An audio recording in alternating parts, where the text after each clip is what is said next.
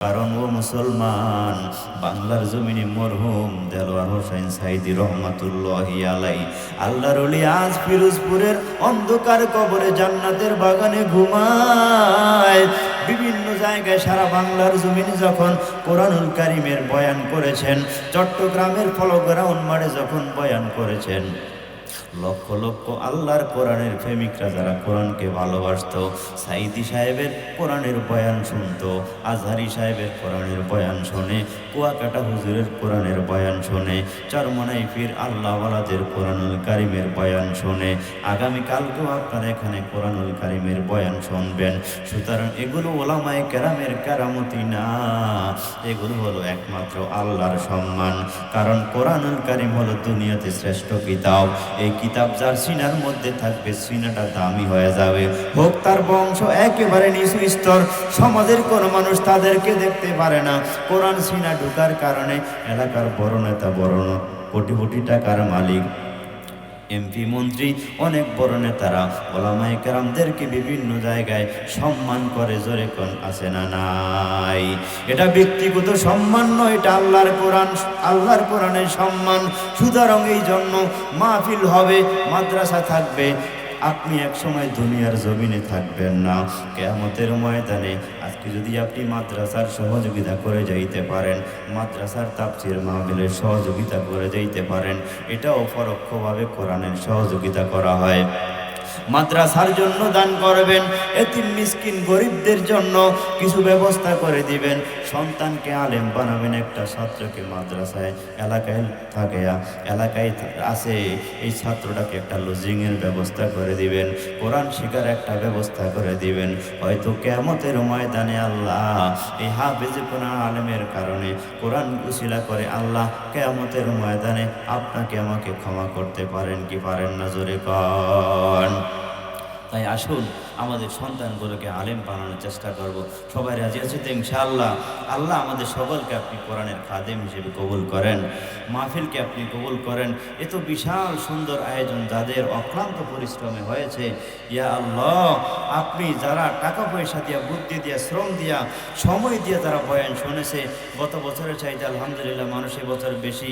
আগামীকালকে এখানে মাহফিল হবে, আগামীকালকে অনেক লোক হবে।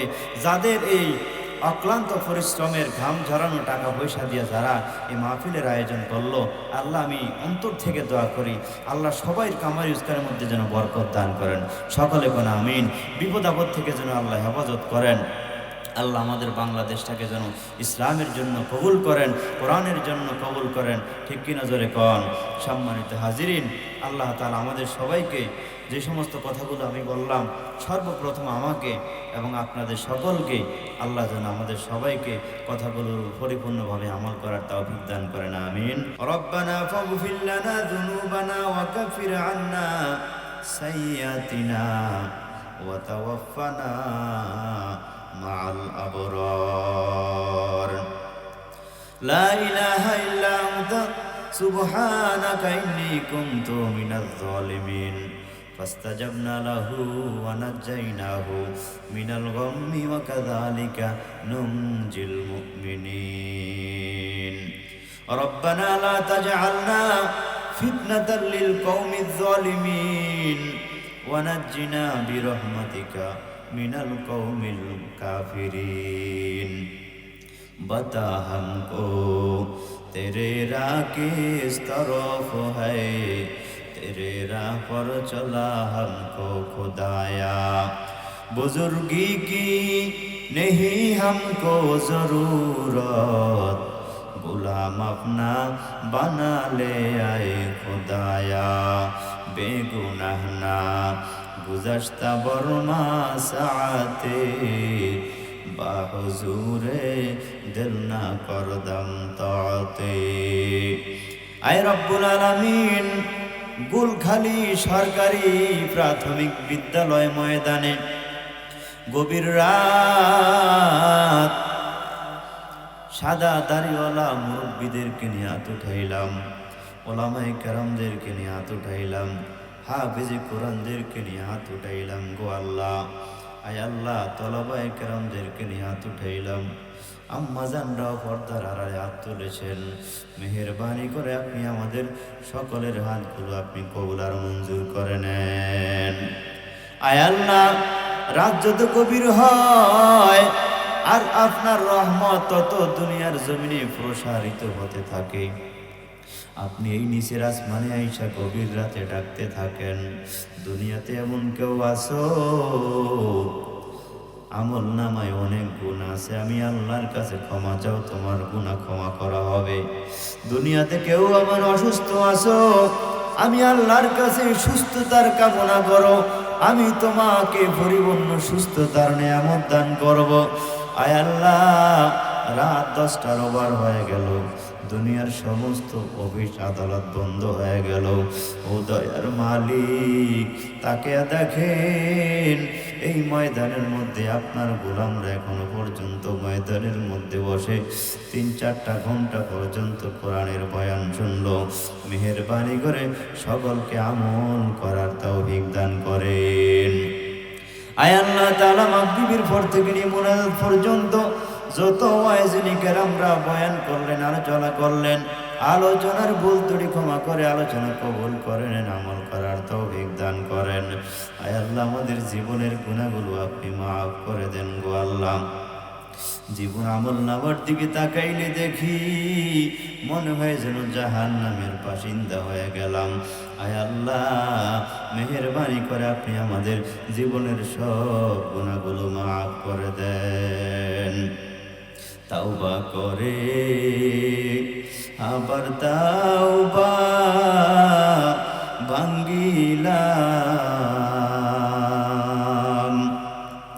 অবশেষে খাঁটি তাওবা করিলাম, অবশেষে খাঁটি তাওবা করিলাম।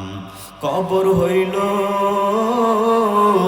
ছোট একটা মাটির ঘর, খবর হইল ছোট একটা মাটির ঘর, কেমনে থাকবো ওই কবরে, জনম্বর থাকতে হবে ওই কবরে, জনম্বর সাথী নাই রে, বাতি নাই রে মাওলা খবরে, বন্ধু নাই রে, বান্ধব নাই রে মাওলা খবরে, কেমনে থাকবো ওই অন্ধকার খবরে, থাকতে হবে ওই অন্ধকার খবরে, গুনাহের সাগরে মোরা ফইরাছি, গুনাহের সাগরে মোরা ফইরাছি,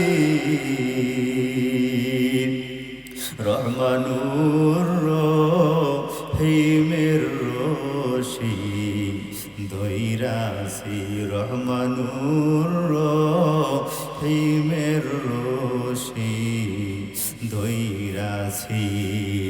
আয় আল্লাহ, ময়দানের দিকে তাকিয়ে দেখেন, কার জানি জনম দুঃখনি মা নাই, কার জানি বাবা নাই, অন্ধকার কবরে ঘুমায়। রাতের গভীরে যখন ঘরের মধ্যে লেপ কম্বল গায়ে দিয়া ঘুমায় যায়, গায়ের থেকে লেপ কম্বল সরে গেলে ঠান্ডার কারণে ঘুম ভেঙে যায়, ঘুম আসে না। ওই অন্ধকার কবরে আমার মা বাবা এমন এক কবর, যেই কবরে বর্ষাকালের মধ্যে আল্লাহ কবরের মধ্যে পানি ঢুকে, খালের পানি ঢুকে, নদীর পানি ঢুকে, বৃষ্টির পানি অন্ধকার কবরের মধ্যে ঢুকে। আয় আল্লাহ, এই ঠান্ডার মধ্যে আমার মা বাবা অন্ধকার কবরে আছে। জানি না কার জানি গুনাহের কারণে মা বাবার কবরের মধ্যে জাহান্নামের আগুন ধাউ ধাউ করে জ্বলে। মেহেরবানি করে সকলের চোখের পানিকে কবুল করে নেন। আয় রব্বুল আলামিন, দুনিয়ার জমিনে মা সন্তানের কত মোহাব্বত, কত ভালোবাসা, আজকে কার জানি কলিজার টুকরা মা নাই, অন্ধকার কবরে জাহান্নামের বাসিন্দা হয়ে গেল। মেহেরবানি করে আমাদের যাদের মা নাই, আমাদের যাদের বাবা নাই, দাদা দাদি নাই, নানা নাই, চাচা চাচি অন্ধকার কবরে, সকলের কবরগুলোকে জান্নাতের বাগান বানিয়ে দেন। আয় রব্বুল আলামিন, নূর মিয়া মুহাম্মদ, আয় আল্লাহ, নুরানি হাফিজি মাদ্রাসার জন্য যারা জায়গা দিয়ে অন্ধকার কবরে ঘুমায়, সকলের কবর আযাব বন্ধ করে দেন।